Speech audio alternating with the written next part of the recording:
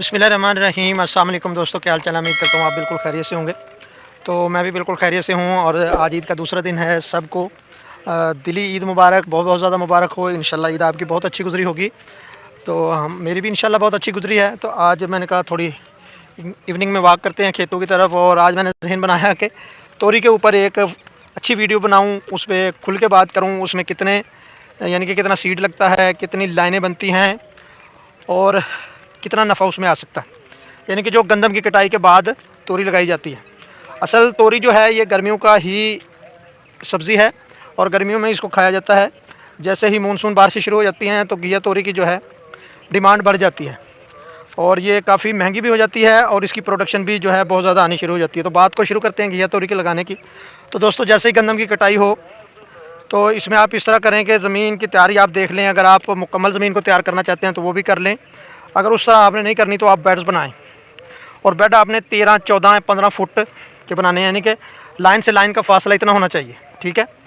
और आपने बीज जो है तकरीबन 4 पैकेट लगाने, इससे ज़्यादा पैकेट आपने नहीं लगाने, क्योंकि ये जो आपका इतना बड़ा बेड है 14 फुट का, 15 फुट का, ये मैं ज़मीनी तोरी की बात कर रहा हूँ। अगर आपने बांस के ऊपर लगानी है तो फिर उसका और सिस्टम है।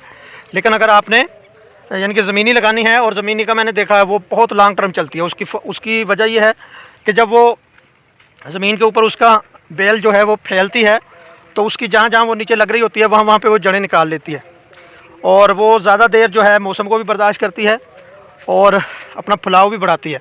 और जो बांस के ऊपर, पाइपों के ऊपर लगाई जाती है तो उसमें पत्ते इतने ज़्यादा होते हैं, अक्सर जो है पाइप वो झुक जाते हैं और ज़मीन के ऊपर होती है, जिसकी वजह से तोरी जो है उसको तोड़ना और उसको संभालना मुश्किल हो जाता है। लेकिन ज़मीन के ऊपर जब आप 13-14 फुट का बेड बनाएंगे तो उसका फ़ायदा ये होगा कि आप को उसमें तोड़ने में भी आसानी होगी और दूसरा वो जब बढ़ेगी तो उसमें आपको ज़्यादा फल मिलेगा। तो ये आपको बता दिया, यानी कि आपने 1 एकड़ में 220 फुट होते हैं, 210 होते हैं, तो आपने 14, 15, 13 इतने फुट का बेड बनाना है और दोनों साइड पे लगानी है और 4 पैकेट आपने लगाने हैं। एक पैकेट के अंदर ज़्यादा से ज़्यादा सीड जो होता है 250-300 के करीब होता है। तो आप अंदाज़ा लगा लें आपने कितने डिस्टेंस पे।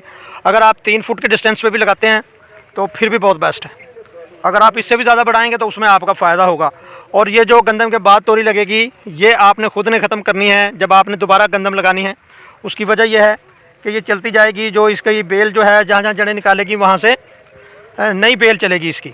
तो अब आपको बता दूँ इसमें तुड़ाई कितनी होगी और इसमें बीमारियाँ बहुत कम आती हैं। फंगस की आप स्प्रे कर दें 5 दिन बाद, 10 दिन बाद, यानी कि किसी भी अच्छा जहर जो है जैसे थायोफोनेट है और भी काफ़ी हैं। और फल का स्प्रे करें क्योंकि इसके पत्ते होते हैं, वाइट फ्लाई भी आती है, उसके लिए आप यानी कि काफ़ी स्प्रे हैं उनको करें। अगर आप 10 दिन के बाद भी तोरी में स्प्रे करते रहते हैं घिया तोरी में तो ये फसल ख़राब नहीं होती, इतनी ज़्यादा मुश्किल नहीं। और अब मैं तुड़ाई का बता दूं आपको कि अगर और बीज का बता दूं, मैंने जितनी दफ़ा लगाई है ICI की लगाई है